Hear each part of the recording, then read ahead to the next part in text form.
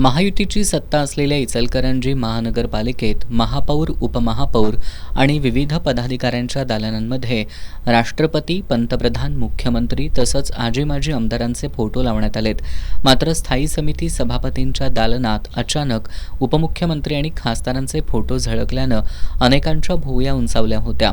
काही दिवसांपूर्वी या दालनात उपमुख्यमंत्री एकनाथ शिंदे, उपमुख्यमंत्री सुनेत्रा पवार तसंच खासदार धैर्यशील माने यांचे फोटो लावण्यात आले होते. मात्र या फोटोंची बातमी प्रसारित झाली काही तासातच हे फोटो काढण्यात आले. त्यामुळे फोटो लावण्यामागे नेमका उद्देश काय होता आणि ते हटवण्याचा निर्णय कुणाच्या दबावाखाली घेतला गेला का, अशा चर्चांना आता महापालिका परिसरात उधाण आले. काही नगरसेवक आणि राजकीय जाणकारांच्या मते महानगरपालिकेतील दालनांमध्ये कुणाचे फोटो लावायचे याबाबत स्पष्ट निर्देश असताना अचानक राजकीय नेत्यांचे फोटो लावण्यात आल्यानं प्रशासन आणि पदाधिकाऱ्यांमध्ये समन्वयाचा अभाव असल्याचं दिसून आलं.